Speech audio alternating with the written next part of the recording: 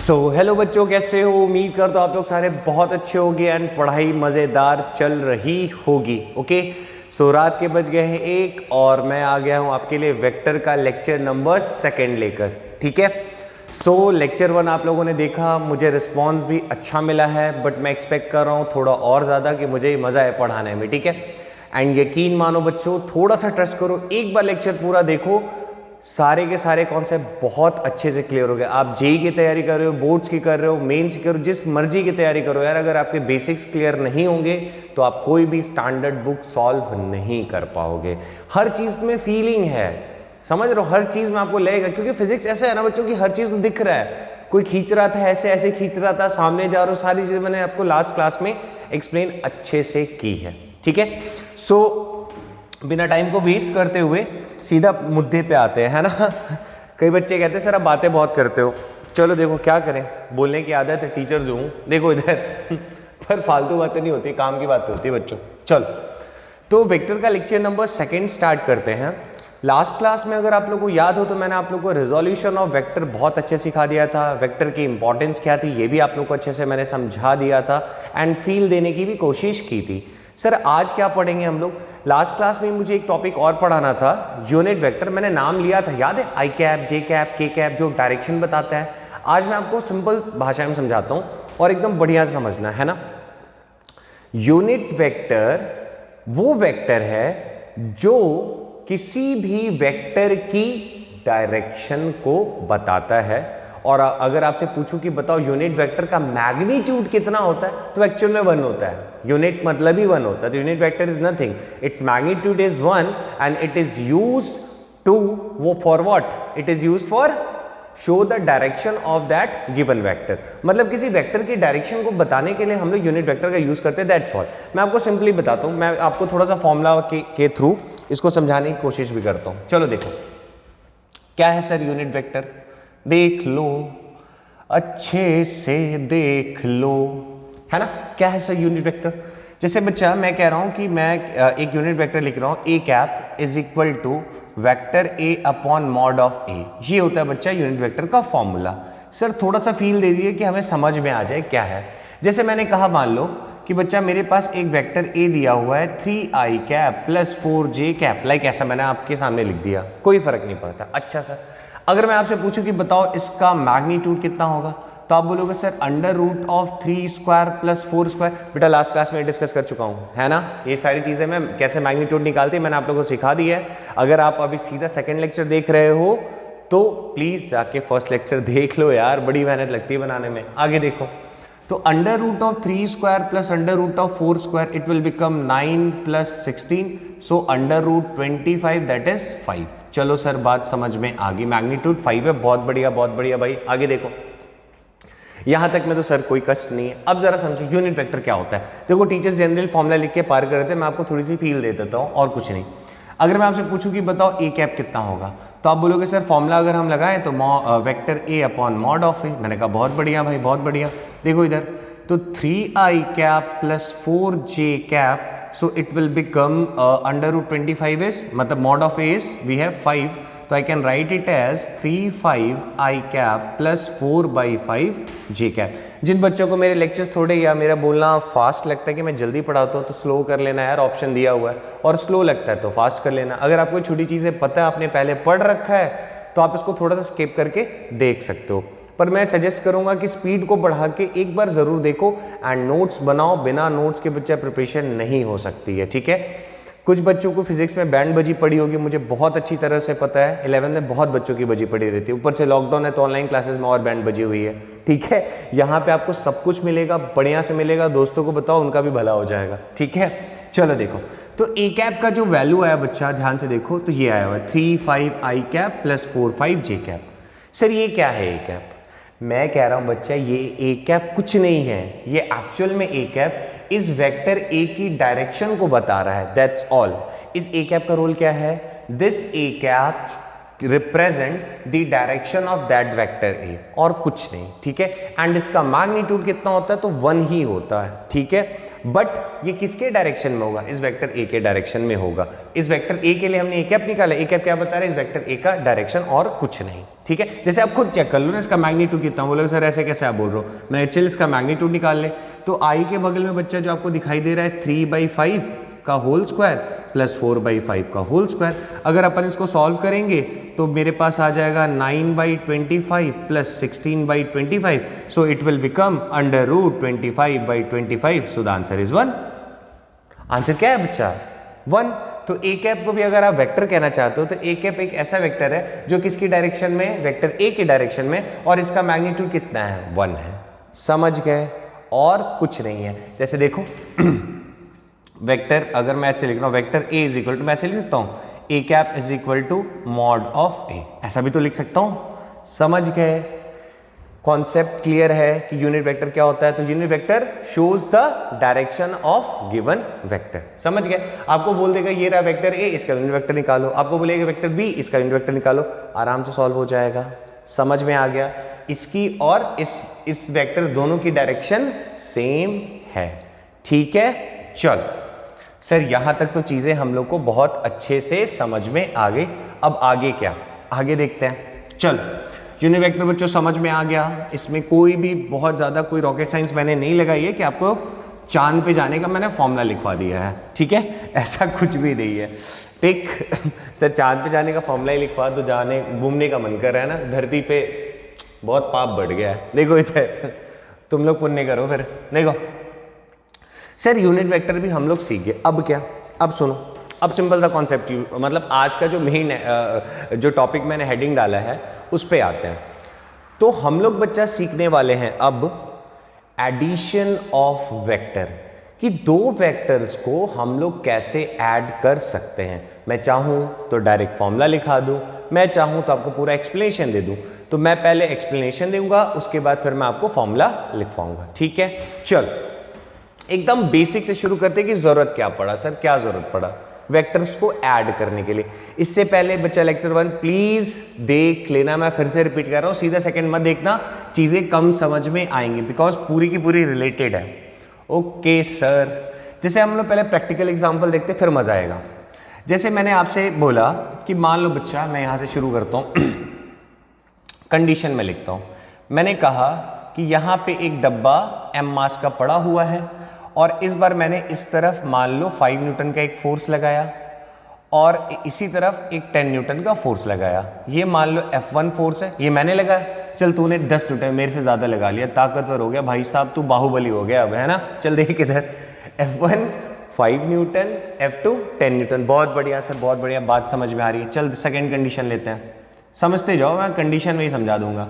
मैंने एक फोर्स इधर लगाया 10 न्यूटन का, इस बार मैं जीत गया भाई, और तूने लगाया 5 न्यूटन का इस तरफ। अच्छा बहुत बढ़िया सर, ये हो गया F2।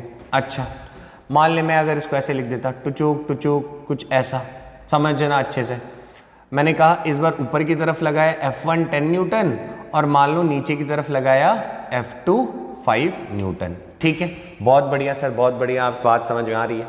अब सुनो, मैंने कहा कि और यहाँ पे मास m, सर ग्रेविटी नहीं लग रहा, अभी छोड़ दो, मैं नॉर्मल कंडीशन मैंने रख दिया, मैंने हॉरिजॉन्टल प्लेन पे रखा, वर्टिकल नहीं रहा, हॉरिजॉन्टल प्लेन पे रख दिया, और ऐसे ऐसे फोर्स लगा, एक बार ऐसे ऐसे फोर्स लगा, समझ ले कोई फर्क नहीं पड़ता। अच्छा बच्चा, अगर मैं आपसे पूछूं कि बताओ इस बॉडी पे टोटल फोर्स कितना लग रहा है, बेटा आपको अच्छी तरह पता है फोर्स वेक्टर क्वांटिटी है। चलो तो अगर आप F1 को लिखना चाहो तो कैसे लिखोगे, F1 बेटा इस डायरेक्शन में जा रहा है, तो इसके लिए ये पॉजिटिव एक्स एक्सिस कंसीडर कर सकते, कोई दिक्कत नहीं होना चाहिए। अच्छा सर, तो F1 जो होगा वो होगा 5i कैप, एक्स एक्सिस की वजह से एक्स एक्सिस की डायरेक्शन को रिप्रेजेंट करने के लिए हम लोग कौन सा टर्म यूज करते हैं, i कैप। बहुत बढ़िया सर। अब मैं आपसे पूछूं कि बच्चा F2 कितना होगा, तो आप बोलोगे सर 10i कैप, बेटा ये भी उसी डायरेक्शन में, दोनों की डायरेक्शन सेम है, ठीक है। ये i कैप क्या बता रहा है, ये i कैप ये बता रहा है कि F1 एक्स एक्सिस में लग रहा है, और इस i कैप का मैं आपसे पूछूं कि बताओ मैग्नीट्यूड कितना है, तो आप बोलोगे 1। समझ गए, अच्छा सर समझ गया। अब मैं आपसे बोलूं कि नेट फोर्स कितना होगा, तो आप बोलोगे सर एक है 5i कैप प्लस एक है 10i कैप, दोनों को जोड़ दें तो हमारे पास आ जाएगा 10 + 5 15 आई कैप। ये तो मैंने प्रैक्टिकली सॉल्व करके बताया है कि नहीं। अगर मैं आपसे, आप लॉजिकली भी सोचो कि अगर मेरे एक हाथ से मतलब मुझे अगर कोई इधर 5 से खींच रहा है, इधर 10 से खींच रहा है एक ही डायरेक्शन में, तो मैं 15 फोर्स मुझे लगेगा इस डायरेक्शन में, है कि नहीं। चलो सर लॉजिकल समझ में आता है, मैथमेटिकल सर। मैं पूछूं मैग्नीट्यूड कितना है, तो आप बोलोगे sir mod of F net. बेटा मॉड ऑफ इस बार आई है ना केवल, है कि नहीं, सिर्फ और सिर्फ हमारे पास आई है, तो अंडर रूट ऑफ 15 का square it will be 15। 15 is the magnitude. बहुत बढ़िया सर, बहुत बढ़िया। इसका देखो, इसका देखो, अगर मुझे एफ नेट यहां पे निकालना है तो फिर से क्या करेंगे, चलो इसके लिए अपन क्या ले लेंगे 10 आई कैप। अब बच्चा अगर इधर पॉजिटिव एक्स एक्सिस है तो इधर नेगेटिव एक्स एक्सिस होगा, इधर के लिए प्लस आई तो इधर के लिए माइनस आई, तो प्लस इसके लिए क्या लिख दूं मैं 5 माइनस आई कैप। बात समझ में आ रहा है। वेक्टर क्वांटिटी में बच्चा अपन क्या करते हैं, अगर इधर वाली चीज पॉजिटिव है तो इधर वाली नेगेटिव होगी, इसमें कोई कष्ट होने वाली बात नहीं है। तो बच्चा इस बार देखो आप जरा, प्लस 10 आई कैप माइनस 5 आई कैप कितना हो जाएगा, प्लस माइनस बच्चा माइनस, यानी 10 आई कैप माइनस 5 आई कैप। सर ये तो आप नॉर्मल सी मैथ्स करा रहे हो, कोई दिक्कत नहीं है। मैंने कहा हाँ एकदम दिक्कत नहीं है, और हमें ये बात लॉजिकली भी समझ में आती है कि सर 10 से अगर इधर कोई खींच रहा, 5 से इधर खींच रहा है, तो मेरे पास नेट फोर्स होगा 5 न्यूटन का इस डायरेक्शन में केवल लगेगा, है कि नहीं। सुपरमैन नहीं बन रहा मैं, देखिए इधर। चलो सर इसका बताओ, इसका बताओ बेटा। याद करो ये y अगर अपन इसको कंसिडर कर रहे हैं, मान लो y ऊपर की तरफ और F2 नीचे की तरफ लग रहा है, तो यहां पे अगर बच्चा अगर आप नेट फोर्स निकालोगे तो आप बोलोगे सर F1 प्लस F2 बनेगा। बहुत बढ़िया। F1 बच्चा अपन लोग क्या लिखेंगे, 10 ऊपर की तरफ पॉजिटिव j कैप प्लस नीचे की तरफ 5 माइनस j कैप। समझ गए। तो इस केस में कितना आ गया देखो, 10 + 10 - 5 ओवरऑल क्या आ जाएगा आपके पास 5 j कैप। आई चीजें समझ में, यहां तक में मुझे नहीं लगता आपको थोड़ी सी भी दिक्कत हुई होगी, ठीक है। अगर अपन इसको ध्यान से देखें ना बच्चा, ध्यान से देखें तो हमारे पास एग्जैक्टली हो क्या रहा है, तो यहाँ पे सारे के सारे फोर्सेस थे, सब एक ही डायरेक्शन में लग रहे थे, एक ही डायरेक्शन लीनियरली लग रहे थे। यहाँ पे एक ही डायरेक्शन में एंड लीनियरली, यहाँ पे अपोजिट डायरेक्शन बट एक ही लाइन में, यहाँ पे जे पे लग रहा है बट एक ही लाइन में लग रहा था। समझ गए। चलो सर इसको नोट करो, मैं देख लूं रिकॉर्ड तो सही से हो रहा है। बहुत बढ़िया। चलो आगे है बच्चों कि सर अभी तक जो आपने कंडीशन कराया, जैसे कि मैंने आपको बताया कि सब बच्चा लीनियरली लग रहा था, या तो एक्स पे था या तो वाई पे था, है ना।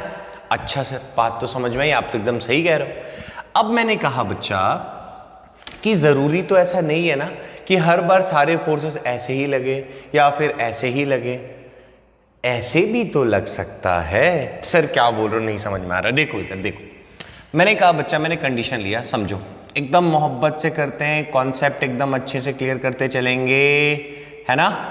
चलो मैंने कहा एक मास m है, कंडीशन मैंने क्या बदला, मेरे पास अगर रंग बिरंगा पेन रहे तो और मजा आ जाए। चलो मैंने कहा मान लो बच्चा इस बार आपने फोर्स लगाया 10 न्यूटन का इस तरफ और एक फोर्स लगाया आपने 5 न्यूटन का इस तरफ। सर ये क्या हो कर दिया आपने, अब क्या करूंगा मैं। चलो सीखो। मैंने कहा इस पे बच्चा मैंने 10 न्यूटन का फोर्स लगाया और इस पे मैंने फोर्स लगाया 5 न्यूटन का ऊपर, मतलब एक फोर्स ऐसे और एक फोर्स ऐसे। सर अब क्या होगा, अब मैं इन दोनों फोर्स को कैसे ऐड करूंगा, क्या ये 10 + 5 15 हो जाएगा या 10 - 5 5 हो जाएगा। सर क्या होगा सर या फिर 10 + 5 15 और उसका आधा कर दें, ऐसा कुछ करेंगे क्या। नहीं बच्चा ऐसा कुछ नहीं होता है। आप अपने बेसिक्स पे एकदम मतलब क्या कहते हैं अपने बेसिक्स पे टिके रहो। क्या करेंगे, ये रहा मान लो F1, ये रहा F2, ठीक है। समझो एकदम आराम से, कोई जल्दबाजी की जरूरत नहीं है। अगर मैं आपसे पूछूं कि F1 कितना होगा तो आप बोलोगे सर पॉजिटिव एक्स एक्सिस है तो 10 आई कैप, ठीक है। अगर मैं आपसे पूछूं कि बताओ F2 कितना होगा तो आप मेरे से बोलोगे सर पॉजिटिव वाई एक्सिस की तरफ आप जा रहे हो तो we can write it as 5 j cap. अब मैं आपसे पूछूं कि बताओ नेट फोर्स कितना होगा तो आप बोलोगे सर नेट फोर्स हो जाएगा F1 + F2, ठीक है। वेक्टर फॉर्म में लिख रहा हूं मैं इसको, ठीक है। अच्छा तो F1 कितना है 10 आई कैप, F2 कितना है 5 j कैप, ठीक है। अच्छा सर, ये बात समझ में आ गई। अगर मैं आपसे पूछूं कि बताओ इसका मैग्नीट्यूड कितना होगा इन दोनों का रिजल्टेंट कितना होगा, तो सर अंडर रूट ऑफ 10 का स्क्वायर प्लस 5 का स्क्वायर, अपन इसको अगर सॉल्व कर दें तो 100 plus 25 that is under root 125। मैंने कहा बहुत बढ़िया यार, बहुत बढ़िया, समझ में आया बच्चा। जब इसने एक्स को छोड़ा तो कैसे किया, एक इधर था एक इधर था। चलो सेकेंड कंडीशन, चलो चलो चलो सेकेंड कंडीशन। मान लो बच्चा फिर से मैंने लिया अब बोलोगे सर आप बार बार 4 से क्यों करा रहे हो, कुछ और नहीं हो सकता बच्चा कोई भी वेक्टर क्वांटिटी जिसकी मैग्नीट्यूड मान लो 5 होती, 10 होती, कुछ भी होती। अच्छा, इस बार मैंने क्या किया कि मान लो मैंने लिया F1 is equal to 10 Newton इधर, और मान लो इस बार मैंने F2 ऐसा ले लिया। ओ तेरी सर ये तो कांड हो गया, देखो √2 न्यूटन, ठीक है। और मान लेता हूं कि यहां पे एंगल बन रहा है 45 डिग्री का। सर ये क्या कर दिया आपने, सर यहाँ पे तो आप बोलते थे आई कैप ले लो, यहाँ पे जे कैप ले लो। मैंने कहा बहुत अच्छा बच्चा, मैं तो ऐसे ही बोलता था। सर इसमें तो हमें टेंशन नहीं हो रही क्योंकि ये तो आई कैप अपना फर्स्ट क्लास आ जाएगा, इसके लिए क्या करूं, इसके लिए क्या करूं। मैंने कहा बच्चा याद करो, क्या क्या क्या क्या बच्चा, अगर हम लोग जब कार्टेशियन सिस्टम पढ़ते थे तो मैंने आप लोग क्या बताया था, अगर कोई पॉइंट यहां पर है तो आप x बोल देते थे बड़ा खुश होके, कोई पॉइंट अगर यहां पे है तो आप y बोल देते हो। अगर x और y को छोड़ के अपन कोई भी अगर एक पॉइंट कंसीडर करेंगे तो इसके कोऑर्डिनेट्स क्या लिखते थे, याद आ रहा है, x और y दोनों, क्या लिखते थे हम लोग, x और y दोनों को, समझ रहे हो। तो सर अब क्या, मान लो ये कंडीशन मैं ऐसे ले लेता हूं, इस तरफ ऐसे ये रहा, और इसकी वैल्यू कितनी है, ये कितना है बच्चा F2, और यहां पे एंगल कितना है 45 डिग्री, ठीक है। अब याद करो मैंने लास्ट क्लास में आपको रिजोल्यूशन ऑफ वेक्टर सिखाया था। क्या सिखाया था कि जैसे अगर एक, मैं कहा लिखूं, यही लिखता हूं, कि अगर एक राइट एंगल ट्राइंगल है बच्चा, और ये एंगल अगर थीटा है, ये अगर x है और ये अगर y है, तो साइन थीटा होता था, याद करो, p/p, यहाँ पे कितना है y, और हाइपोटेन्यूज h, तो आप लिखते थे y is equal to h into sine theta, याद आ गया। उसी तरह अगर अपन cos थीटा लेके चले तो cos थीटा इज x, है ना, बेस अपॉन हाइपोटेन्यूज, तो I can write y, sorry this will be x upon h, so x is equal to h cos theta. समझ गए, इजी था। तो सर यहां तक तो बात याद आ रही है, तो सेम चीज बच्चा यहां पे होगा ना, क्या होगा, मैंने आप लोगों को बताया था कि कैसे कैसे लिखा जाता है। इस बताओ अगर मैं आपसे पूछता इस कंडीशन में कि F1 कितना होता, तो आप बोलते sir F1 is equal to, हम लिख देते आराम से 10 आई कैप, इसमें मुझे कोई टेंशन नहीं थी। मैंने आप लोगों को वेक्टर फॉर्म में लिखना सिखाया था, याद करो, जब ऐसे कुछ होता था एंगल थीटा, तो उसको कैसे लिखेंगे F2 को, तो F2 का क्या है, F2 का बच्चा जिसके ऊपर थीटा वो बनता था cos, याद करो, तो ये क्या हो जाएगा F2 cos 45, समझ में आ रहा है। और ऊपर परपेंडिकुलर वाला याद करो F2 sin 45, याद है। ये बच्चा अगर मैग्नीट्यूड, मैं मैग्नीट्यूड की बात कर रहा हूं ना, तो मैग्नीट्यूड कैसे निकालते थे अपन लोग, ये F2, तो ये F2 का cos थीटा, ये F2 का साइन थीटा, परपेंडिकुलर वाला साइन, और जिसके ऊपर एंगल बनता है वो होता है कॉस। फर्स्ट लेक्चर जाके देखो, सब समझ में आ जाएगा, और नहीं आएगा तो यहाँ से भी आपको, मैंने देखो बेस को अपन h cos थीटा लिखते हैं, h मैग्नीट्यूड है, और ये हाइट परपेंडिकुलर को अपन लोग h साइन थीटा लिखते हैं, ठीक है। अच्छा सर, तो बच्चा F2 को कैसे लिखेंगे, तो F2 कितना देखो जरा, F2 cos 45 I cap plus F2 sin 45 J cap, समझ में आया, पक्का, कोई दिक्कत कोई तकलीफ नहीं, मैं देख लूं जरा सब कुछ आ तो रहा है इसमें, बहुत बढ़िया से आ रहा है, कोई दिक्कत नहीं है। अब सुनो सर, यहां तक समझ में आ गया। अब बताओ आप मुझे F2 का मैग्नीट्यूड कितना बच्चा, मैग्नीट्यूड कितना है, देखो मैग्नीट्यूड दिया होता √2, तो I can right √2 cos 45 is also 1/√2, and here we have I cap। F2 कितना है, √2, sin 45 भी कितना होता है बच्चा, तो सर ये होता है 1/√2, और ये रहा J कैप, तो √2 कट गया, तो मेरे पास क्या बच रहा है, I cap plus √2 J cap, समझ गए।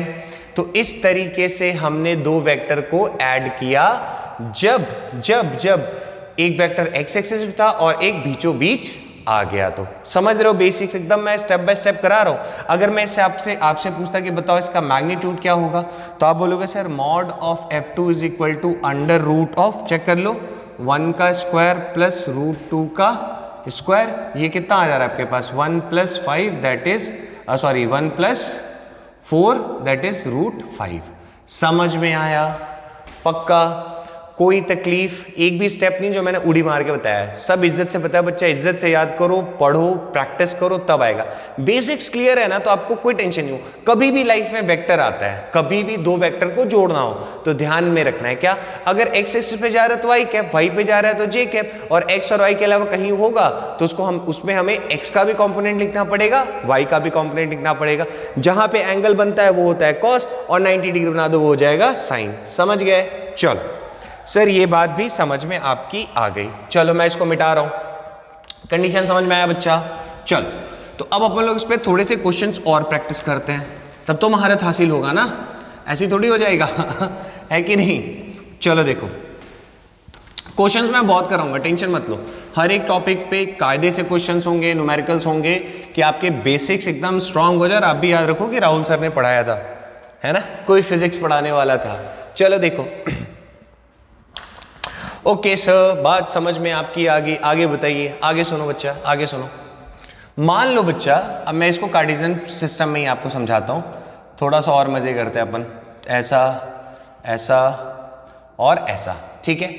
मान लो बच्चा मैंने आपको इस बार दे दिया कि ये रहा मेरे पास एक F1 फोर्स, ठीक है, और इस F1 फोर्स का जो मैग्नीट्यूड है, मैग्नीट्यूड ये मान लो दिया मुझे 10√2, और ये एंगल बना रहा है 45 डिग्री एक्स एक्सिस के साथ, ठीक है। सर बात समझ में आ रही है? अच्छा, दूसरा जो है मेरे पास, मान लो मुझे एक यहां पे ऐसे दे दिया, एक दे दिया मुझे F2 फोर्स, ठीक है, और हाँ, और यहां पे एंगल दिया हुआ है सपोज करो 60 डिग्री, ठीक है, या चलो मैं इसको ना थोड़ा अच्छा वाला एंगल लेता हूं, थोड़ा देखो पिछले क्लास में आपने कितना पढ़ा, 53 डिग्री ले लिया, ठीक है। अच्छा सर बात समझ में आई। अब मैं आपसे बोलूं कि जरा इन दोनों फोर्सेस को बताओ ऐड करके कितना होगा, ठीक है, एकदम बेसिक है। तो सर क्या करें क्या करें क्या करें? तो बच्चा अगर इन दोनों फोर्सेस को अपन लोग को ऐड करना है, तो अगर मैं वेक्टर फॉर्म में लिखूं तो net force is equal to, देखो वेक्टर फॉर्म में लिख रहा हूं बच्चा, तो कैसे लिखता हूं, vector F1 plus vector F2, ठीक है। ये तो हो गया सर, ये बात समझ में आ गई। आगे बताओ सर ये F1 कितना होगा? मैंने आप लोग को क्या सिखाया, क्या सिखाया, बताओ बताओ। तो सर अगर ये ससुरा जो F1 है ना तो x एक्सिस पे है ना तो y एक्सिस पे, यानी कि इसका क्या करना पड़ेगा, कंपोनेंट करना पड़ेगा, मतलब इसको रिजॉल्व करना पड़ेगा। क्या सिखाया मैंने? जिसके ऊपर थीटा बन रहा है, एंगल बनता है, वो होता है कॉस। तो ये क्या हो जाएगा बोलो, F1 cos 45, समझ गए? और ऐसे करके जिधर फोर्स है उधर की तरफ 91 बना दो, ये क्या हो गया, F1 sin 45, समझ गए? तो सर तो मैंने कहा बच्चा अपन इस F1 को कैसे लिख सकते हैं, वेक्टर F1, वेक्टर फॉर्म में लिख रहा हूं बच्चा, तो वेक्टर फॉर्म में लिख रहे हैं तो डायरेक्शन बनाना मस्ट होता है। तो डायरेक्शन कौन कौन सा है? F1 के दो कंपोनेंट है, एक है cos एक है sin, तो F1 cos 45 आई कैप, समझ में आ रहा है, और इसका दूसरा प्लस F1 sin 45 जे कैप, ठीक है। देख रहा हो ना कैसे मैं लिख रहा हूं? अच्छा F1 की वैल्यू कितनी है? 10√2, cos 45 इज 1/√2 आई कैप, बहुत बढ़िया। ये हो गया F1 10√2, sin 45 1/√2 जे कैप। अगर मैं इसको जरा सॉल्व करूं तो मेरे पास क्या आ जाएगा बच्चा, 10 आई कैप प्लस 10 जे कैप, समझ गए? तो सर यहां पे F1 निकल गया। अब सेम चीज F2 के लिए कर दो, इसमें कौन सा मेहनत करना है, F2 के लिए भी सेम चीज कर दो। तो वेक्टर F2 अपन कैसे निकाल सकते हैं, F2 कैसे निकाल सकते हैं? तो बच्चे ये 53 डिग्री बना रहा है ना, कितना बना रहा है, 53। याद करो मैंने लास्ट क्लास में आप लोग से ट्राइंगल बोला था कि ये याद रखना, ये ट्राइंगल हम लोग को सोते जागते उठते बैठते याद रहना चाहिए। अगर यहाँ पे एंगल है 37 और यहाँ पे है 53, तो ये होता था 4 और ये होता है 3 और ये होता है 5। ये ट्रायंगल हमें हमेशा सोते जागते याद रहना चाहिए, ठीक। अच्छा सर, अच्छा बात समझ में आ रही है। मैंने क्या बोला था याद करो। बच्चा अगर यहां पे एंगल बन रहा है तो ये बन जाएगा F2 cos 53, समझ गए। और 90 डिग्री बनाओ, जिधर फोर्स है उधर की तरफ, कंफ्यूजन नहीं रखना है, जिधर की तरफ फोर्स है उधर की तरफ ही 90 डिग्री बनेगा। या फिर आप ऐसे समझा करो कि यहाँ पे एंगल बन रहा है तो बच्चा ये होगा ना 90 डिग्री, अरे यार परपेंडिकुलर ये वाला होगा ना, और perpendicular P is equal to H sine theta लिखते हैं, यानी ये वाला, और यही चीज तो यहाँ पे मैग्नीट्यूड वाइज। अच्छा सर, अरे याद करो यार, कंफ्यूज की जरूरत ही नहीं है। अगर यहाँ पे ये थीटा तो ये परपेंडिकुलर और ये वाला हाइपोटेन्यूज, समझ गए। और F2 की वैल्यू है मान लो हमें दी हुई है, लेट अस टेक 10 दी हुई है, ठीक है। तो सर कैसे करेंगे, या फिर मान लो मुझे दी हुई है 5√2, ठीक है, कुछ ऐसा दिया हुआ है। अच्छा मैं इसको 53 लिया है ना, तो इसको 10 ही रहने दो, कोई दिक्कत नहीं है, समझ गए। अच्छा सर बात समझ में आ रही है। अब P इज इक्वल टू अपन क्या, मैं बार बार इसलिए लिख रहा हूं ताकि आपको रटा जाए, sine theta is equal to P by H, तो H is equal to P sine theta, समझ गए। तो ये जितना मैग्नीट्यूड होगा ये भी तो उतना ही होगा सिमेट्रिकली, समझे कि नहीं। अब सुनो तो सर F2 को कैसे लिख दूं मैं, तो मैंने कहा लिख दो इसको वेक्टर फॉर्म में, F2 cos 53, और इस बार नेगेटिव क्यों लगाया बच्चा, I कैप, इस डायरेक्शन है नेगेटिव एक्स एक्सिस में, उसी तरह और इसका देखो y कंपोनेंट पॉजिटिव में ही जा रहा है बच्चा, तो प्लस F2 सॉरी cos हो गया ना, यहाँ पे क्या हो जाएगा साइन 53 j कैप, ठीक है। अब बताओ F2 की वैल्यू कितनी है, तो सर F2 है -10, अब cos 53, तो यहां से देखेंगे ना cos थीटा इक्वल टू क्या होता है, बेस अपॉन हाइपोटेन्यूज, तो यहां मैं क्या लिख दूं बच्चा 3/5 I कैप, ठीक है। उसी तरह प्लस F2 की वैल्यू बच्चा कितनी है 10, साइन 53 कैसे लिखते हैं, P बाई H, थीटा के अपोजिट वाला परपेंडिकुलर और ये 90 डिग्री है तो ये तो हाइपोटेन्यूज ही रहेगा, तो यहां पे मैंने लिख दिया 3/5 j कैप, समझ गए। अब जरा देखो इसको अगर अपन कैंसिल कर दें तो 2 3 6 I कैप, और ये कितना हो जाएगा 5 2 जाइए क्या होता 6 j कैप, समझ गए। टफ तो नहीं था। तो F2 भी मुझे वेक्टर फॉर्म में मिल गया देखो, और F1 भी वेक्टर फॉर्म में मिल गया, तो अब क्या ही रह गया यार, अब F नेट देखो वेक्टर फॉर्म में 10 I कैप बच्चा plus 10 j cap plus 6 I cap plus 6 j cap, तो I बच्चा I के साथ ऐड होगा, J के साथ ऐड होगा, समझ गए, I के साथ J के साथ, तो 10 I cap plus 6 I cap बच्चा कितना हो जाएगा, तो बोलोगे सर 16 I कैप, और 10 j cap plus 6 j cap कितना हो जाएगा 16 j कैप, समझ गए।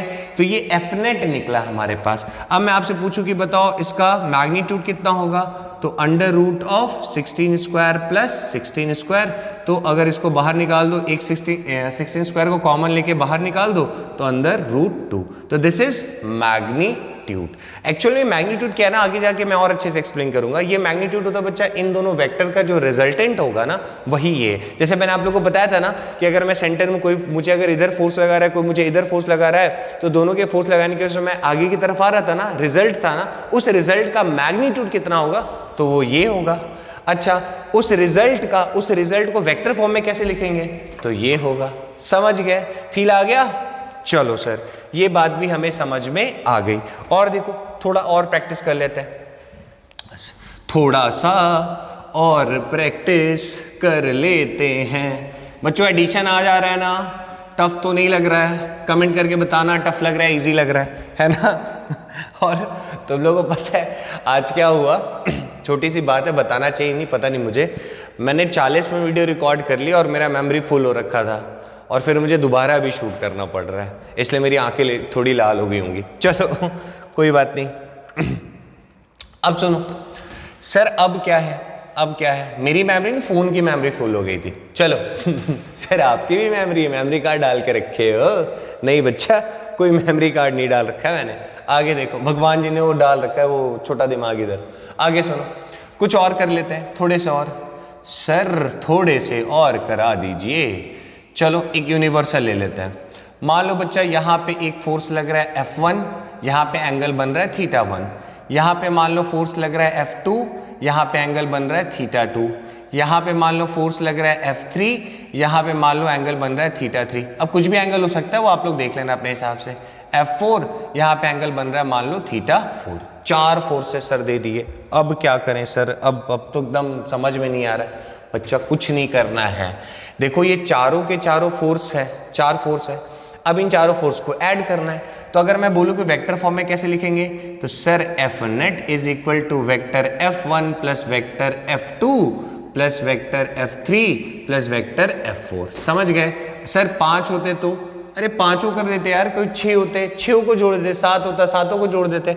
बस जोड़ते टाइम ये ध्यान रखते कि अगर वो x और y एक्सेस को अगर मिस कर रहा है, मतलब मिस नहीं कर रहा है, मतलब आप ऐसे समझो कि अगर x और y एक्सेस के अलोंग नहीं है तो उसका क्या करना पड़ेगा, कंपोनेंट करना पड़ेगा। तो चलो एक बात बताओ, देखो एकदम सिंपल सा, अगर F1 इधर है बच्चा, θ1 इधर है, तो F1 cos θ1 इस तरफ होगा। समझ में आ रहा है? चलो मैं इसको ना साइड में बनाते चलता हूं। तो मुझे मिला इस तरफ F1 cos θ1। बहुत बढ़िया सर, बहुत बढ़िया। आगे बताइए। अब जरा देखो बच्चा, अगर cos इधर, इसका ये रहा परपेंडिकुलर, तो इस तरफ क्या होगा, तो इस तरफ होगा F1 cos θ1, सॉरी cos नहीं, इस तरफ क्या होगा F1 sin θ1। समझ गए? तो चलो मैं इसको बारी बारी से लिखते चलता हूं ताकि आपके लिए दिक्कतें ना हो। तो F1 को अपन कैसे लिखते, तो sir F1 is equal to F1 cos θ1 i cap plus F1 sin θ1 j cap. समझ गए बच्चा? एक एक्स एक्सिस पे, और ये देखो F1 sin θ1 मिल गया मुझे। तो F1 को तो अपन लोगों ने सॉल्व कर दिया। चलो F2 पे आ जाओ। सर F2 का क्या करें? अरे जिस पे एंगल बनेगा वो क्या बन जाता है, कॉस। जिस पे एंगल होगा वो क्या बनेगा, कॉस। तो बच्चा F2 का देखो, मैं यहां बना दे रहा हूं ताकि कंफ्यूजन ना हो आप लोग को। F2 cos θ2 बच्चा इस तरफ, F2 cos θ2 इस तरफ, और जिधर अब देखो अपन ऐसे देख रहे हैं ना यहाँ पे, तो परपेंडिकुलर कहाँ आएगा, इस तरफ, या आप ऐसे समझो यहाँ पे 90 डिग्री, जिधर फोर्स है उधर की तरफ आ जाया करो।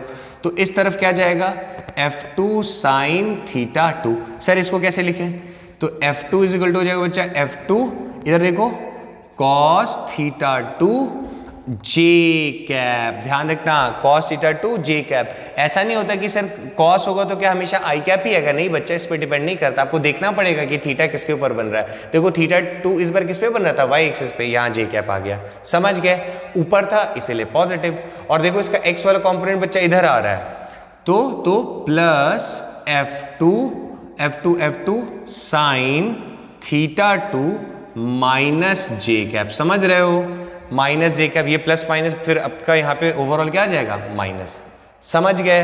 अच्छा सर F3 का बताओ, F3 का क्या करें? उसी तरह F3 का कर लो बेटा। अगर θ3 इधर है तो F3 cos θ3। समझ गए? और इधर आ जाओगे ऐसे, देखो परपेंडिकुलर, ये रहा परपेंडिकुलर, इस डायरेक्शन में आ जाओगे तो इस तरफ आपको क्या मिल जाएगा, F3 sin θ3। थोड़ा हौच पौच होगा बट आप लोग समझ लेना। तो F3 cos θ3 बच्चा नेगेटिव क्यों लगाया? अब कंफ्यूज मत ना सर, कभी आप यहां लगा देते हो, कभी बेटा वो plus into minus overall minus ही होगा, इसलिए परेशान होने की जरूरत नहीं है। समझ गए? माइनस F3 cos θ3, और देखो इस तरफ जा रहा है ना, तो minus F3 sin θ3 j cap. बेटा नेगेटिव j था ना, समझ गए? उसी तरह F4 का कर लो, आप तो समझ ही गए होगे। F4 बच्चा इस पे एंगल बना रहा है, तो cos वाला इधर जा रहा है ना, तो F4 cos, देखो ये बेटा इस पे एंगल बना रहा है, तो ये क्या बनेगा, cos कंपोनेंट। तो F4 का cos इस पे आएगा, F4 cos θ4 नेगेटिव बेटा नीचे की तरफ, तो माइनस j कैप। समझ गए? और देखो इस पे जाएंगे तो sin, F4 sin θ4, तो यहां क्या आ जाएगा, देखो प्लस F4 sin θ4, ये क्या हो जाएगा बच्चा, i कैप। समझ गए?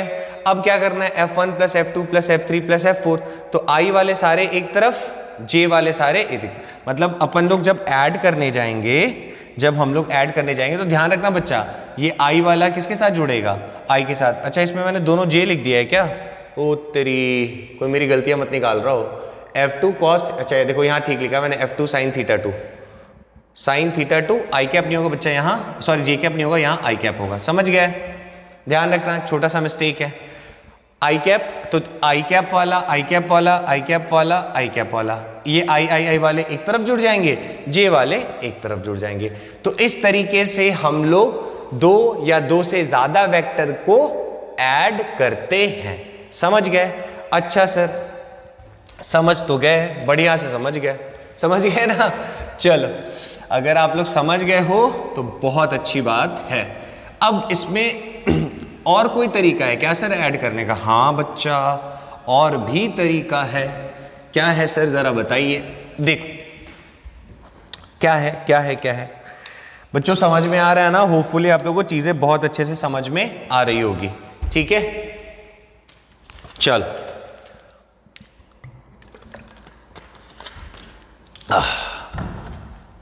चल देखो कितनी देर का लेक्चर हो गया, ये तो मैं देख लूं पहले। अच्छा, अभी काफी टाइम है, 35 मिनट्स का ही हुआ है। चलो, टॉपिक कंप्लीट हो जाएगा। अच्छा सर, तो ये तो हो गया सर, आप इस तरीके से इतना लंबा चौड़ा प्रोसेस करके सॉल्व कर रहे थे। मतलब जैसे मैंने आपको दिया था कि ऐसे करके अपन सिस्टम बना रहे थे ना, है ना? कभी भी अगर दो वेक्टर दिया है तो उसको आई और जे में तोड़ के ऐड कर जाओ। क्या सर इसका कोई शॉर्ट तरीका है कि हम एक स्टेप में आंसर निकाल दें? मैंने कहा एकदम है बच्चा, एकदम है, पर दो वेक्टर में वैलिड रहेगा। ठीक है, जैसे याद करो, मैं एक बार फिर से रिवाइज करा दूं क्या? ऐसे एक F1 है, मान लो एक फोर्स F2 है, ये एंगल बना रहा है θ1, ये एंगल बना रहा है θ2, और मैं बोलूं कि दोनों को ऐड कर दो, तो आप लोग फिर क्या करोगे? F1 को लिखोगे ना, F1 इज इक्वल टू, कैसे लिखेंगे? Sorry, net force is equal to F1 plus F2, समझ रहे हो? तो F1 को अपन लोग क्या लिख देते थे? F1 को F1 cos θ1 i cap plus F1 sin θ1 j cap, और F2 के लिए क्या लिख देंगे? देखो F2 के लिए इस पे एंगल बन रहा है ना, तो F2 cos θ2 i cap plus F2 sin θ2 j cap. बेटा इधर जाएगा ना इनका साइन वाला कंपोनेंट दोनों का। ठीक है सर, ये तरीका आएगा। कुछ और भी तरीका हो सकता है, हो सकता है। अब हम लोग उस पर चर्चा करेंगे। क्या है, जल्दी से देखो, जल्दी से देखो। तो बच्चा, दो वेक्टर्स को ऐड करने के लिए अपन लोगों के पास एक दो रूल है, दो नहीं एक्चुअली तीन रूल है ना? एक है ट्रायंगल लॉ, एक है पैरेललोग्राम लॉ, और एक है पॉलीगन लॉ। ठीक, तीन जो लॉ हैं ये हमें पढ़ना है। ठीक, चल सर, ट्रायंगल लॉ क्या है जरा समझा दीजिए। ट्रायंगल लॉ, पहले तो बच्चा सिंपली अपन समझते हैं कि ये बोलता क्या है। ठीक है, ट्रायंगल लॉ बोलता है कि अगर ट्रायंगल की दो साइड अगर दो वेक्टर को रिप्रेजेंट कर रहे हैं तो उसकी जो थर्ड साइड होगी वो उन दोनों वेक्टर के रिजल्टेंट को रिप्रेजेंट करता है। अरे सर क्या बोल रहे हो आप? चलो देखो क्या बोल रहे हैं, देखो। जैसे मान लो बच्चा, मैंने कहा एक ये वेक्टर A है, ठीक, इसको अपन टेल बोलते हैं और इसको अपन हेड बोलते हैं। ठीक, वेक्टर A, और मान लो मैंने ऐसे करके बना दिया एक वेक्टर B। ठीक है, वेक्टर A, ये वेक्टर B है। ठीक, तो इन दोनों वेक्टर का जो रिजल्टेंट होगा वो थर्ड साइड, ये वाला ऐसा, ये रिजल्टेंट होगा। ठीक है, इसको अपन लिख रहे हैं वेक्टर R।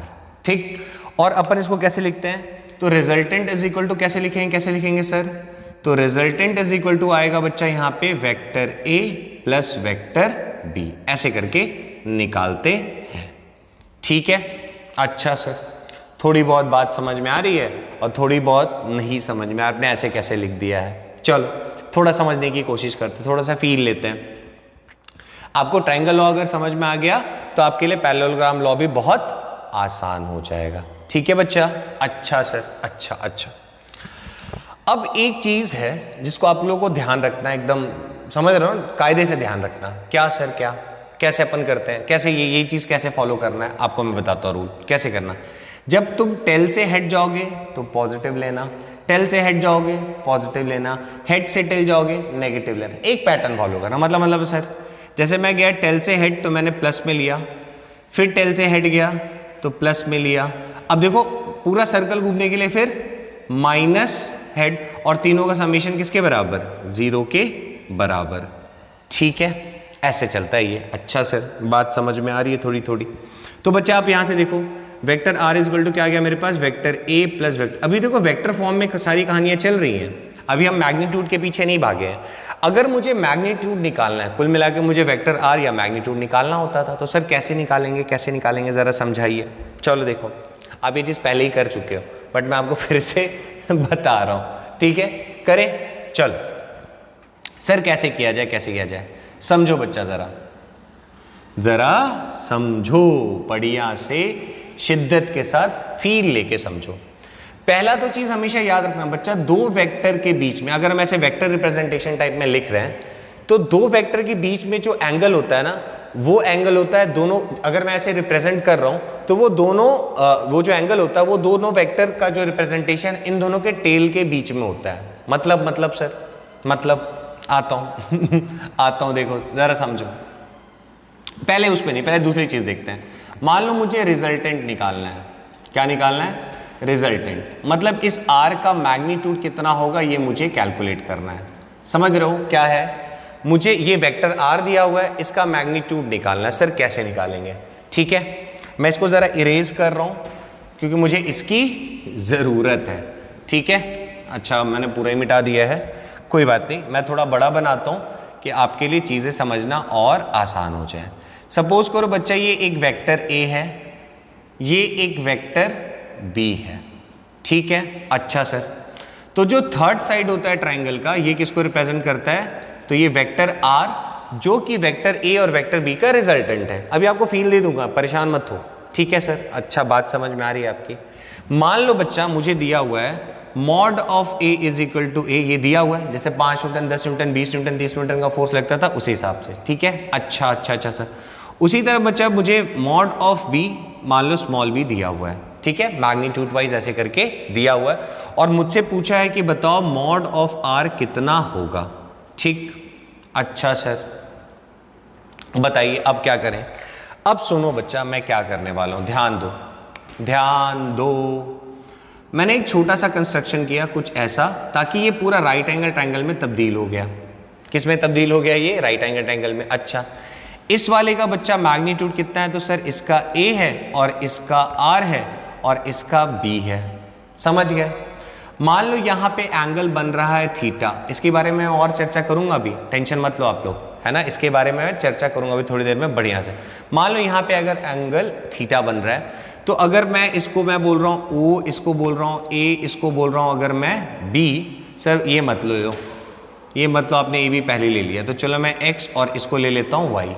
ठीक, अच्छा, अब मैं इस r का वैल्यू को कैलकुलेट करना चाहता हूं। मुझे इसका मैग्नीट्यूड पता है, ये मैग्नीट्यूड कितना है a, ये मैग्नीट्यूड कितना है b। अब जरा बच्चा अगर मैं इस ट्राइंगल को देखूं, इसको मान लो मैं l देता हूं, तो इन ट्राइंगल LXY, जल्दी से बताओ ये जो XY ये एक्चुअल में क्या है? अगर इसको थीटा बोल रहे हैं तो ये परपेंडिकुलर, और ये क्या हो गया बच्चा? बेस। कोई दिक्कत नहीं है। तो बेस को अपन लोग कैसे लिखेंगे, मतलब LX को कैसे लिखेंगे जरा बताओ?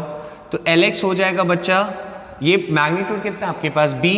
तो अब मत पूछना यार ये कैसा है, ये बहुत बार कर चुका हूं मैं। ठीक है, LX हो गया b cos थीटा, और आपके पास बच्चा x और y जो है वो कितना हो जाएगा? b का sin थीटा। बताने की जरूरत नहीं है, थीटा जिसके ऊपर होता है उसका cos, और इसके परपेंडिकुलर वाला वो sin, b का sin थीटा। बहुत बढ़िया सर, बहुत बढ़िया। अब एक बात बताओ बच्चा, एक बात बताओ, मैं इसको एक दो तरीके से और करा सकता हूँ, कोई बड़ी चीज नहीं है, समझ रहे हो? मैं चाहूँ तो इसको और भी तरीके से करा सकता हूँ, आप लोग आराम से हंसते हंसते कर ले जाओगे। ठीक, अच्छा सर, आगे बताइए। अब सुनो, ये मैं आपको बुक वाले मेथड से बता रहा हूं, एनसीईआरटी में ऐसे दिया, आप लोग बहुत सारे बुक पढ़ोगे तो उसमें आपको ऐसे मिल जाएगा, कोई बड़ी चीज नहीं है। अगर मैं बोलूं कि ये एक राइट एंगल, देखो मैंने किस पे डील किया? मैग्नीट्यूड पे। अभी वेक्टर में जो मैंने इस वेक्टर का मैग्नीट्यूड रखा है, इस वेक्टर का मैग्नीट्यूड रखा है, और ये मैग्नीट्यूड से ही सॉल्व कर रहा हूं कि ये आर का मैग्नीट्यूड कितना वो मैं निकालना चाहता हूँ। अब बच्चा देखो ये राइट एंगल ट्राइंगल बन रहा है, हाँ सर, तो बच्चा आर का स्क्वायर इज इक्वल टू, मैं ऐसे लिख सकता हूँ एक्स वाई का स्क्वायर प्लस ये कितना बच्चा? ओ वाई का स्क्वायर। इसमें कोई दिक्कत नहीं है, पाइथागोरस आराम से लगा सकते हैं। तो आर का square is equal to X Y को अगर आप देखो तो एक्स वाई आपके पास है बी साइन थीटा का whole square, plus O Y को अगर आप देखोगे तो बच्चा ए प्लस ये आपके पास एल एक्स कितना है? L X B cos theta, मतलब a plus B cos theta का होल स्क्वायर। समझ रहे हो? अब देखो तो ये कितना हो जाएगा? बी स्क्वायर प्लस सॉरी ये गड़बड़ हो जाता है, B square sine square theta plus a plus B का होल स्क्वायर में तोड़ दो इसको बच्चा, a square plus B square cos square theta plus 2ab cos theta. समझ गए? अच्छा अब जरा देखो, अगर मैं इसमें से B square sine square theta, B square cos square theta और देखो ए स्क्वायर है, तो अगर मैं R square is equal to लिख दूं ए स्क्वायर प्लस बच्चा इसमें से और इसमें से अगर बी स्क्वायर को कॉमन ले लोगे तो sign square theta plus cos square theta होता है 1, मतलब ए स्क्वायर प्लस बी स्क्वायर बनेगा, प्लस यहाँ पे क्या रह गया आपके पास 2ab कॉस थीटा। समझ में आया? तो रिजल्टेंट की जो वैल्यू है वो अपने पास कितनी आ गई? तो सर ये आ गई A square plus B square plus 2ab cos theta. तो this is how we can find out resultant of a given vector. ठीक है? अच्छा सर ये आया, थोड़ा सा फील नहीं आया हमें, अब तक जो हम कर रहे थे वो क्या कर रहे थे? चलो मैं तुम्हें बताता हूं, अभी आ जाएगा समझ में। क्या है सर, क्या है? देखो अभी तक जो अपन लोग पढ़ रहे थे मैं आपको थोड़ा सा बताता हूं तो आपके लिए चीजें आसान हो जाएंगी। आपसे मैं ऐसे बोलता था कुछ, मान लो बच्चा यहाँ पे अगर कोई फोर्स F1 लग रहा है, कुछ ऐसा, ठीक है? यहाँ पे कोई फोर्स अगर F1 लग रहा है, चलो मैं इसको अब मैं आपके इस मैग्नीट्यूड वाइज से बताता हूँ। ये मान लो A है और ये मान लो आपके पास ऐसा करके B है, ठीक? और यहाँ पे जो एंगल बन रहा है लेट अस टेक ये थीटा एंगल बन रहा है, ठीक? अच्छा सर बात समझ में आ रही है। अब सर क्या करें, अब सर क्या करें? ये A जो है बच्चा वो थीटा के साथ एंगल बना रहा है, बहुत बढ़िया बहुत बढ़िया। मैं कहूँ कि बताओ इस A और B दोनों को जोड़ना है तो जोड़ के ऐड करके कितना आएगा? चलो मैं आपको ऐसे बताता हूँ, मान लो ये एक F1 वेक्टर है और ये एक F2 वेक्टर है। F1 वेक्टर का मैग्नीट्यूड है A, F2 वेक्टर का मैग्नीट्यूड है B, मैग्नीट्यूड वैल्यू दिया हुआ है। अच्छा अगर मैं आपसे पूछता कि F नेट कैसे निकालेंगे तो आप बोलते कि sir F net is equal to हो जाएगा vector F1 plus vector F2। देख लो मैं दोनों तरीके से बता रहा हूँ, आपको थोड़ा फील आ जाएगा, है ना? ये तो बुक वाला हो गया, बुक में ऐसे डेरिवेशन दिया हुआ रहता है। बहुत बढ़िया बहुत बढ़िया। अब एक बात बताओ बच्चा, तो F net is equal to अपने पास कितना हो जाएगा? F1 का बच्चा इस तरफ कॉस और इस तरफ साइन, मतलब F1 cos theta I cap plus F1 sine theta J cap. समझ रहे हो? अब F1 की जगह अगर मैं मैग्नीट्यूड, बेटा F1 की जगह मैग्नीट्यूड ये देखो A और यहाँ पे भी अपने पास क्या आ गया? A। समझ गए? ये दिख तो रहा है बोर्ड में? हाँ बहुत बढ़िया दिख रहा है, कोई दिक्कत नहीं है, ठीक है? A cos theta I cap, A sine theta J cap. F1 का बेटा देखो कितना था वैल्यू, ये था ना F1 का मैग्नीट्यूड कितना था? A। अच्छा अच्छा सर F नेट का F1 की वैल्यू, ये किसकी वैल्यू है बच्चा? ये है F1 की वैल्यू। बहुत बढ़िया सर बात समझ में आ गई। अब जरा सुनो F2 प्लस F2 कितना होगा? F2 ये बेस है ना, F2 तो बच्चा इसी तरफ जा रहा है ना, तो इसमें तो कोई दिक्कत ही नहीं है, तो सीधा हमने लिख दिया BI कैप। समझ गए? कोई दिक्कत? कोई दिक्कत यहां तक में हो तो बताओ, नहीं है ना? अब जरा बताओ, अगर मैं आपसे बोलूं कि बताओ बेटा मॉड ऑफ F नेट कितना होगा, तो मॉड ऑफ F नेट अपन कैसे कैलकुलेट करते थे? तो आप बोलोगे सर I वालों को एक तरफ ले लो और J वालों को एक तरफ ले लो।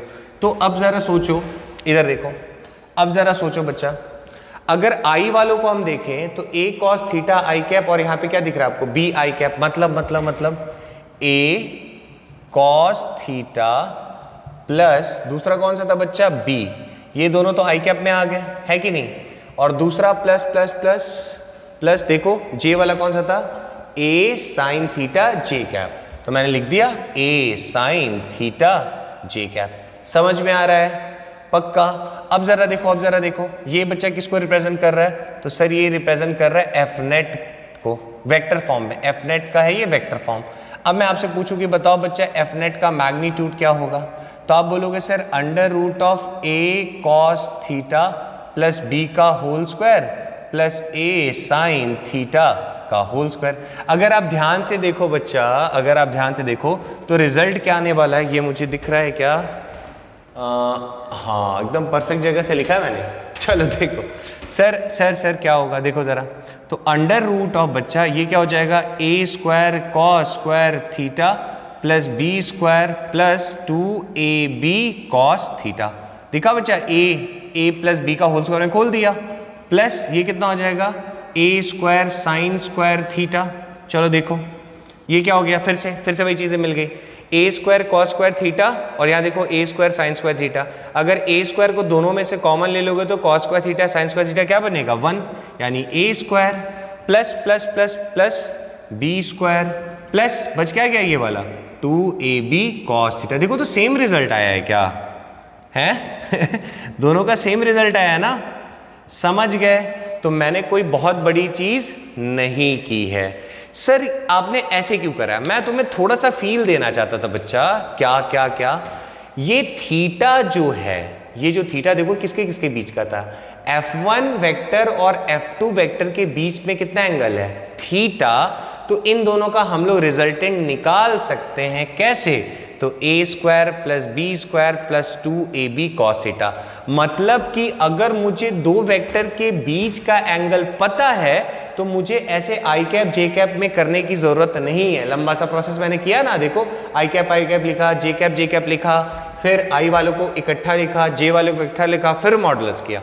उतना करने की कोई जरूरत नहीं है। हम सिंपली क्या कर सकते हैं, A square plus B square plus 2ab cos theta.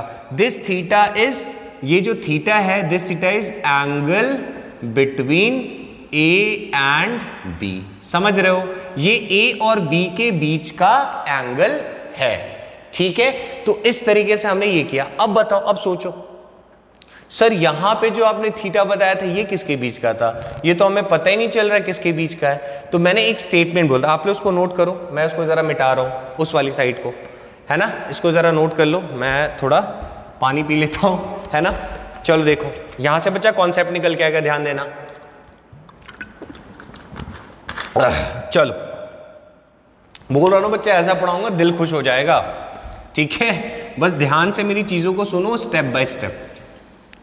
Sir क्या बताना चाह रहे थे, एक चीज का बच्चा ध्यान रखना, जो बच्चे भूल जाते हैं और अक्सर ये मिस्टेक करते हैं, इसीलिए ये चीज मैं बता रहा हूं कि जैसे, अबे खुल जा, देखो ये जो theta angle between A and B आपको बढ़िया से सर समझ में, मैंने डायग्राम बनाया था ना, जो मैंने डेरिवेशन किया था अभी यहाँ पे, इसको क्यों मिटा दिया मैंने, ये देखो टुचुक, ये F1 था जिसका मैग्नीट्यूड A था और इधर F2 था जिसका मैग्नीट्यूड B और यहाँ पे एंगल थीटा, यही चीज था ना बच्चा। अगर आप ध्यान से देखो इस पॉइंट को, तो ये ऐसे F1 और ऐसे क्या लग रहा था, F2 लग रहा था।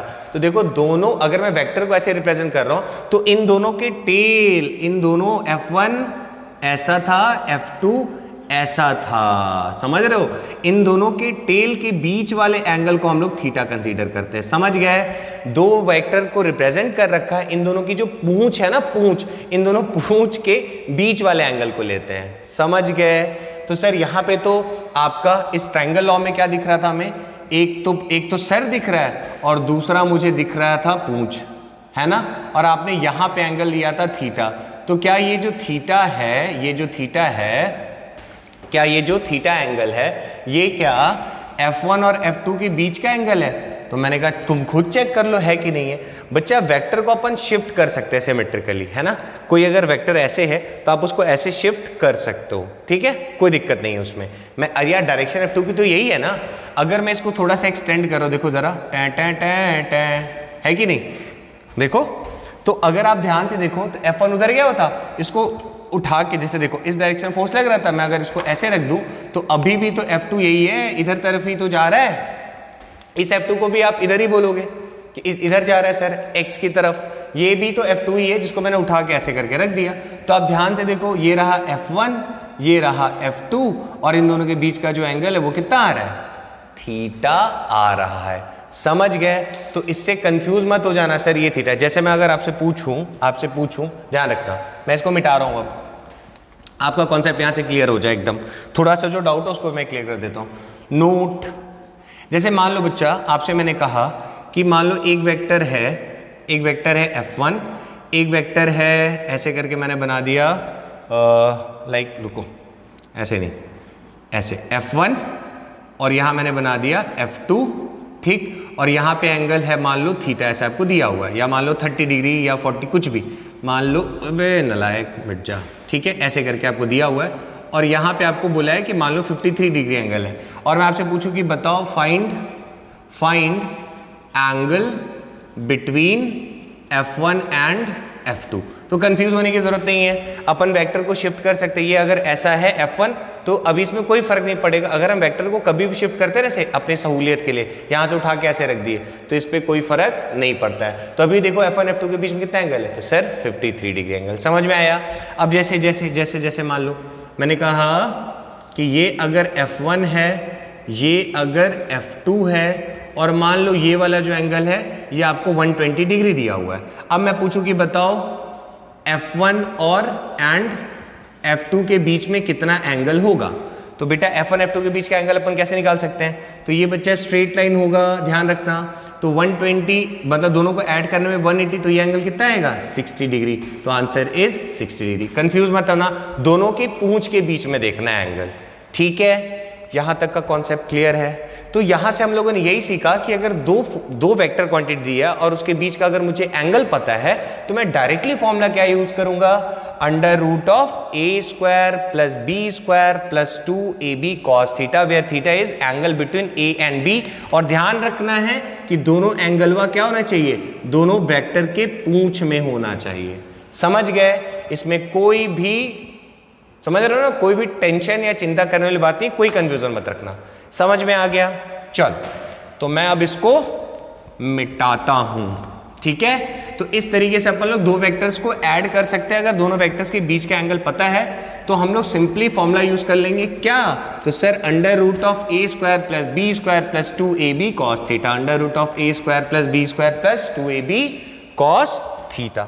कितनी देर का लेक्चर हो गया? ओह, 1 घंटा पहुंचने वाला है। चल, तो सर यहां तक में हमें बहुत सी चीजें समझ में आ गई। ठीक है, अब सुनो, यानी कि अगर मैं आपसे बोलूं कि मान लो ये 5 न्यूटन है और यहाँ पे फोर्स लग रहा है, एक फोर्स लग रहा है 6 न्यूटन इस पॉइंट पे, और इनके बीच में एंगल है मान लो 30 डिग्री, और मैं आपसे पूछूं कि बताओ इन दोनों का रिजल्टेंट क्या होगा, तो आप सिंपली बोलोगे sir R is equal to, देखो ध्यान रखना, ऐसे मैंने कैसे बनाया है, दोनों के पूंछ का एंगल है तो टेंशन ही नहीं है। तो अपन क्या लिख देंगे, 6 का स्क्वायर प्लस 5 का square plus 2 into 5 into 6 cos 30 degree. समझ गए? आसान है ना, आई और जे में नहीं करना पड़ रहा है। ठीक है, अब बोलोगे सर यही यूज कर सकते हैं क्या? एकदम यूज कर सकते हो। अब डिपेंड करता है कि हम लोग क्या कर रहे हैं क्वेश्चंस में। ठीक है, कैसे कंडीशन दिया हुआ है। अच्छा ध्यान रखो, ध्यान रखो, मान लो मुझे दिया हुआ है एक ऐसे करके 5 न्यूटन, ऐसे दिया हुआ है 6 न्यूटन, और यहां दिया हुआ है 150 डिग्री। अब आपसे पूछेगा कि बताओ इन दोनों का रिजल्टेंट कितना है, तो फटाक से अब ये दोनों, ये वाला एंगल 150 डिग्री मत लेना, कौन सा लेंगे सर, ये वाला लेंगे। अपन शिफ्ट कर सकते हैं ना, तो ये एंगल कितना हो जाएगा बताओ, तो सर ये हो जाएगा 30 डिग्री। समझ रहे हो? अपन इसको ऐसे रीअरेंज कर सकते हैं ना, ऐसे करके उठा के ऐसे शिफ्ट कर दिया, तो ये 6 ये 5 एंगल कितना 30 डिग्री। तो रिजल्टेंट क्या हो जाएगा बच्चा बोलो, 5 का स्क्वायर प्लस 6 का square plus 2 into 5 into 6 into cos 30 degree. Confidence level high हुआ ना? अरे कहा था ना कि सिखा दूंगा। समझ गए पूरी फील के साथ? सर जरा पैरेललोग्राम लॉ भी बता दो।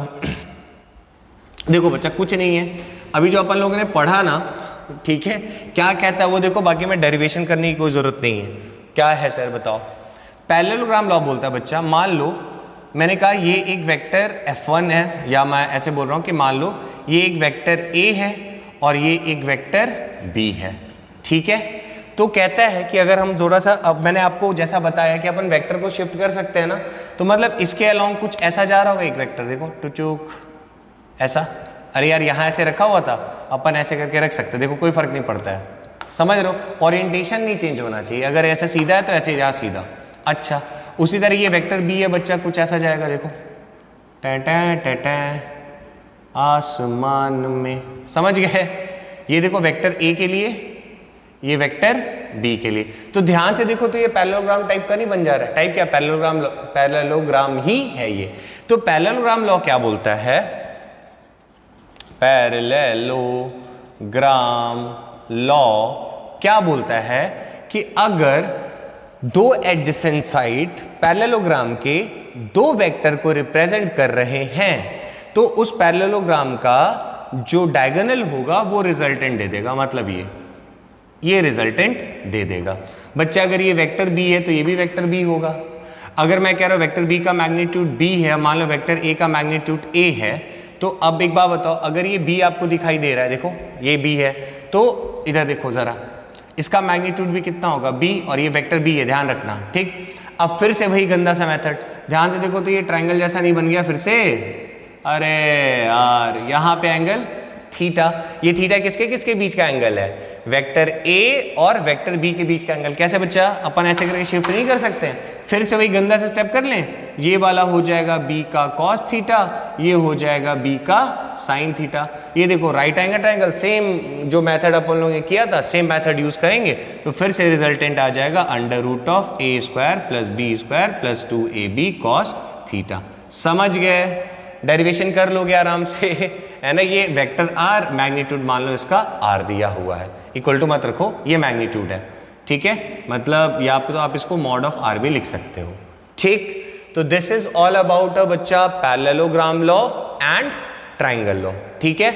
तो इस तरीके से हम लोग चीजों को सॉल्व करते हैं। यहाँ पे एक और छोटी सी चीज आती है जो मैं आप लोग को बता देता हूँ, मैं इसको थोड़ा सा अच्छे से बनाता हूँ फिर बताता हूँ ठीक है। पैरेललोग्राम लॉ ट्रायंगल लॉ से सेम रिजल्ट आता, कोई बड़ी चीज नहीं है। ट्रायंगल में क्या था, थर्ड लॉ रिजल्टेंट को रिप्रेजेंट करता था, ठीक है। और देखो ना आप अब ध्यान से देखो, तो देखो ये ट्रायंगल एक ऐसा, ये ट्रायंगल ऐसा, मतलब सॉरी दो साइड ट्रायंगल का, तो ये रिजल्टेंट जो होगा वो किसको दे देगा? इन दोनों वेक्टर के इन दोनों वेक्टर का जो रिजल्टेंट होगा वो थर्ड साइड दे देगा। और पैरेललोग्राम लॉ में भी क्या हो रहा है, अगर आप ध्यान से देखो तो कोई बड़ी चीज नहीं है, टुचुक ऐसा, ये मान लो वेक्टर ए, ये था अपना वेक्टर ए, ये था वेक्टर बी, और मान लो वेक्टर बी अगर पैरेललोग्राम से ले रहे हैं तो ये है वेक्टर बी। समझ गए? तो इसका भी रिजल्टेंट अपना बनाना चाहें तो देखो पैरेललोग्राम जैसा पहले बना लो, वेक्टर ए के पैरेलल और यहाँ पे भी वेक्टर बी के पैरेलल, तो ये देखो रिजल्टेंट दे दिया। समझ में आया? ये वेक्टर बी है बच्चा, तो ये भी क्या हो जाएगा? Vector B. ये वेक्टर बी है तो ये भी वेक्टर बी। समझ गए? तो देखो कोई फर्क दिख रहा है आपको दोनों में? दोनों में रिजल्टेंट ऐसा तो नहीं इसमें कुछ और बनेगा इसमें कुछ और, दोनों में देखो बच्चा सेम ही बन रहा है। क्लियर है कॉन्सेप्ट? अच्छा, अब यहाँ पे एक चीज आप ध्यान देना, मैं अभी मैग्नीट्यूड को लिख रहा हूँ सिर्फ, ठीक है। मैं यहाँ पे इनके मैग्नीट्यूड्स को ही कंसीडर कर रहा हूँ। तो जैसे बताओ, ये अगर वेक्टर ए था और इसका मैग्नीट्यूड मान लो अगर ए मैंने बोला है, और ये वेक्टर बी था, ये देखो वेक्टर बी था ना ऐसा, इसको उठा के अपन ने ऐसे शिफ्ट किया था, ये वेक्टर बी और इसका मैग्नीट्यूड मान लो बच्चा बी है, और इनके बीच का एंगल कौन सा वाला होगा? तो सर यहाँ पे एंगल बनेगा थीटा। अब तो कॉन्सेप्ट क्लियर है ना? अब बताओ ये b ये a, ये मुझे हाइपोटेन्यूज पता है, ये थीटा पता है, तो ये क्या हो जाएगा? b का साइन थीटा, और ये क्या हो जाता है? b का कॉस थीटा। समझ गए? अब मान लो आपसे पूछा है, आपको ध्यान रखना पड़ेगा कि ये जो रिजल्टेंट है ये a के साथ, वेक्टर a के साथ कितना एंगल बना रहा है। आपसे क्वेश्चन पूछा है बच्चा कि ये जो रिजल्टेंट है ना, जैसे यहाँ पे भी रिजल्टेंट ले लो, ये रिजल्टेंट इस वेक्टर a के साथ कितना एंगल बना रहा है, तो मान लो मैंने कहा अल्फा एंगल बना रहा है। तो सेम कॉन्सेप्ट यहाँ पे भी देखो, टुचुक इसका मैग्नीट्यूड b होगा ना, अगर ये बच्चा वेक्टर b, इसका मैग्नीट्यूड को मान लो मैंने b माना है, और यहाँ पे एंगल थीटा ये वाला होगा। समझ रहे हो ना? यहाँ पे एंगल कौन सा होगा? ये वाला। ठीक सर, यहाँ पे ये वाला आप एंगल ले रहे हो, अरे बच्चा यहाँ पे ये एंगल थीटा होगा, ये लाइन इसके पैरेलल है, तो कॉरेस्पॉन्डिंग एंगल से ये थीटा है तो ये भी थीटा ही होगा ना, कंफ्यूज होने की कोई जरूरत नहीं है। अच्छा, तो अब फिर से देखो ये क्या बन जाएगा? b का कॉस थीटा, और ये क्या बन जाएगा? b का साइन थीटा। समझ गए? अब देखो ये अल्फा निकालना है, और यहाँ पे कौन सा होगा अल्फा बच्चा बताओ? तो रिजल्टेंट ये वेक्टर ए, ये तो ये वाला होगा ना अल्फा। समझ गए? ध्यान रखना, कंफ्यूज मत हो जाना, यहाँ पे अल्फा बच्चा ये वाला है, ये देखो ऐसा, दिस इज योर अल्फा। अब मुझे अगर रिजल्टेंट वेक्टर ए के साथ कितना एंगल बना रहा है वो निकालना है, तो निकाल लो ना यार। tan alpha is equal to, अपन ट्राइंगल ले रहे, देखो इसको मान लो मैं बोल रहा हूँ P, और ये है मान लो मेरे पास, इसका मैंने कुछ नाम दिया है क्या? नहीं, चलो Q, और इसका नाम मान लो मैंने दे दिया R।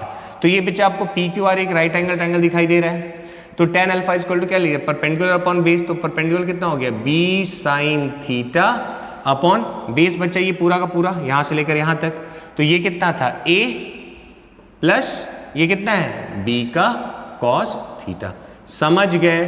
तो this is, we can write alpha is equal to, क्या लिख सकते हैं बच्चा? देखो tan उधर जाएगा तो नीचे डिनोमिनेटर में, ऊपर जाएगा तो 10 की power -1 b sin theta upon a plus b cos theta. समझ गए, कोई टफ चीज नहीं पड़ा है। सर यहां से कुछ और आएगा बेटा, यहां से भी तो वही आएगा, अल्फा लोगे तो a plus B cos theta, अब और इधर b साइन थीटा, तो सेम रिजल्ट आएगा। समझ गए? तो ट्रायंगल लॉ पैरेललोग्राम लॉ से कोई रूल नहीं चेंज हो रहा है, ठीक। सो इस तरीके से हम लोग अल्फा निकाल सकते हैं। जैसे मान लो अगर मेरे पास एक क्वेश्चन दिया हुआ है, ठीक है, ध्यान रखना आपको ये भी पहचानना पड़ेगा, कुछ ऐसा दिया हुआ है, ठीक है, मान लो ये 5 है, ये 6 है, यहाँ एंगल दे दिया आपसे 30 डिग्री, है ना, और आपसे बोला ये मैग्नीट्यूड दिया हुआ आपको, मान लो 6 है, ये 6 है, ये 5 है, एंगल 30 डिग्री दिया हुआ है। सबसे पहले तो आपसे इसका रिजल्टेंट निकाल पाएगा, तो रिजल्टेंट अगर अपन लोग को निकालना होगा तो under root of 6 square plus 5 square plus 2 into 6 into 5 into cos 30 degree. समझ गए? आपसे बोलेगा कि बताओ इन दोनों का जो रिजल्टेंट होगा, अच्छा इसका रिजल्टेंट कहाँ से जाएगा, तो अगर इसका रिजल्टेंट की अगर अपन बात करें तो जाहिर सी बात है बच्चा इन दोनों के बीच से कहीं से जाएगा, इसका जो रिजल्टेंट होगा इसके बीच से जाएगा। सर कैसे कैसे कैसे? बेटा पैरेललोग्राम लॉ लगा लो, एक पॉइंट से एक वेक्टर इधर एक वेक्टर इधर, तो इसका जो डायगोनल होगा वो इसके रिजल्टेंट को रिप्रेजेंट करेगा, और उस रिजल्टेंट का वैल्यू कितना होगा, तो सर ये वाला वैल्यू होगा। अगर मैं पूछूं बताओ ये रिजल्टेंट एंगल कितना बना रहा होगा, वेक्टर किसके साथ, इसके साथ कितना एंगल बना रहा होगा, तो आपको क्या निकालना है, अल्फा। तो चलो अल्फा निकाल देते हैं। तो अल्फा अपन कैसे निकाल सकते हैं, तो alpha is equal to 10 inverse, है ना, बी साइन थीटा, बी कौन है बच्चा, ये ना, तो 6 sine 30 degree upon 5 plus 6 cos 30 degree. Solve कर लो, you will get the alpha. समझ गए? तो इस तरीके से अपन क्वेश्चंस को सॉल्व करते हैं। चलो थोड़ा सा और देख लो, थोड़ा सा और देख लो कि सर आप ऐसा वेक्टर ए से ही क्यों बोल रहे हो, है ना, वेक्टर ए से ही क्यों बोल रहे हो। जैसे मान लो बच्चा अगर मेरे को कुछ क्वेश्चन ऐसे दिया हुआ रहता, है ना, थोड़ा समझते हैं। जैसे मान लो ये रहा था एक्सिस, एकदम थोड़ा लंबा लेक्चर हो रहा है लेकिन क्या करो, अब इसको नेक्स्ट क्लास के लिए छोड़ना बेवकूफ़ी है, ठीक है। जैसे मान लो मुझे देता कि ये रहा वेक्टर ए, ठीक है, ये रहा वेक्टर ए और ये रहा वेक्टर बी, ठीक, समथिंग ऐसा, समझ रहे हो। और मान लो ये एंगल मुझे दे देता लाइक ये एंगल है, यहाँ से लेकर यहाँ तक एंगल दिया हुआ है मान लो 75 डिग्री, और ये वाला जो एंगल है ये मान लो मेरे को दिया हुआ है 30 डिग्री। तो बच्चा इन दोनों के बीच में जो एंगल आएगा वो कितना आएगा, 45 डिग्री। और मान लो इसका मैग्नीट्यूड है ए, इसका मैग्नीट्यूड है बी। समझ गए? तो अब आपसे पूछेगा, मान लो क्वेश्चन उसने पूछ दिया, क्वेश्चन उसने पूछा है कि बताइए रिजल्टेंट जो है वो एक्स एक्सिस के साथ कितना एंगल बना रहा है, एक्स एक्सिस के साथ, ठीक। तो सर कैसे निकालेंगे, कैसे निकालेंगे, तो बच्चा सबसे पहले तो रिजल्टेंट निकालो। रिजल्टेंट, अच्छा रिजल्टेंट बोलता तो रिजल्टेंट निकालने में तो अपन लोगों को कोई दिक्कत होता नहीं, तो रिजल्टेंट के लिए तो अपन क्या कर देते सीधा अंडर रूट ऑफ बी का स्क्वायर प्लस ए का स्क्वायर प्लस 2ab। बच्चा देखो 75 और इधर कितना है 30, तो बचा कितना 45 ना, तो cos 45 डिग्री। समझ गए? इसमें तो कोई दिक्कत नहीं है। सर अगर एंगल सॉरी अल्फा निकालना होता तो अल्फा तो अल्फा इज इक्वल टू बच्चा अपने पास क्या होता है 10 inverse B sine theta. B किसको, ये वाला बी कौन सा होता था इसमें बताओ, देखो अब इसको देखिए कंफ्यूज मत हो जाना, है ना, कि 40 ये एक्चुअल में क्या है, बस मैंने आपको थोड़ा सा कंफ्यूज कर दिया। ये देखो ध्यान से, ये बच्चा ए है और ये ऊपर वाला आपके पास बी था, एंगल कितना आपके पास 45 डिग्री। इसके ठीक सामने वाला ना बी साइन 45 लिख दूं, बी साइन 45 अपॉन नीचे में क्या आया था याद है, ए प्लस बी कॉस 45 डिग्री। समझ गए? तो ये मेरे पास अल्फा आ गया। अब आपसे पूछता कि बताओ सॉरी इसका रिजल्टेंट बेटा कहाँ से जा रहा होता, इसका जो रिजल्टेंट है वो कहाँ से जा रहा होता। यहां तक में तो कोई दिक्कत नहीं है ना बच्चा, अल्फा हमने निकाल लिया, ठीक। अब ये जा कहाँ से रहा है जरा देखो, तो बच्चा ए और बी के बीच से कहीं जा रहा होगा ना यार, अभी तो पढ़े एक वेक्टर ऐसे एक वेक्टर ऐसे, तो इनका रिजल्टेंट पैरेललोग्राम लॉ लगाएंगे तो यहाँ से जो पैरेललोग्राम ऐसे करके बनेगा यही उसका क्या होता है रिजल्टेंट। तो अब इसको देख रहे हैं ना, यहाँ से मत कंफ्यूज हो जाना, दो वेक्टर के बीच का एंगल, तो रिजल्टेंट जो होगा बच्चा कुछ ऐसे जा रहा होगा, है कि नहीं। और यहाँ से ये जो निकला है ये क्या निकला है अल्फा, समझ रहे हो। तो यहाँ से यहाँ तक अल्फा और यहाँ से लेकर यहाँ तक कितना एंगल दिया हुआ हमें बच्चा, ध्यान से देखो, यहाँ से लेकर यहाँ तक एंगल कितना दिया हुआ है 30 डिग्री। तो एक्स एक्सिस के साथ ये कितना एंगल बना रहा है, तो एक्स एक्सिस के साथ ये एंगल बनाएगा बच्चा, अपन लिख सकते हैं अल्फा प्लस ये कितना है 30, तो अल्फा प्लस 30 डिग्री। समझ गए? इसमें कोई दिक्कत? तो इस तरीके से भी आपसे क्वेश्चन वो पूछ सकता है। सो होपफुली बच्चों आपने इस लेक्चर को बड़ा एंजॉय किया होगा और वेक्टर में आपकी जो दुख तकलीफें हैं कि सर रिजोल्यूशन कब करते हैं, ट्रायंगल लॉ कब लगा रहे हैं, वेक्टर लॉ पैरेललोग्राम लॉ कब लगा रहे हैं, तो इन सब में आपको अब कोई दिक्कत नहीं आएगी। ठीक है, अब इसके ऊपर अपन थोड़ा सा और चर्चा करेंगे पॉलीगन लॉ वगैरह के बारे में नेक्स्ट क्लास में। लेक्चर काफी बड़ा हो गया, तो बच्चों लेक्चर को थोड़ा सा प्रमोट करो कि मुझे थोड़ा मोटिवेशन मिले और मैं आपके लिए ऐसे ही बेहतरीन लेक्चर्स अपलोड करता रहूं। ठीक है, तो अपना ख्याल रखिए, बड़ों का ख्याल रखिए। जय हिंद।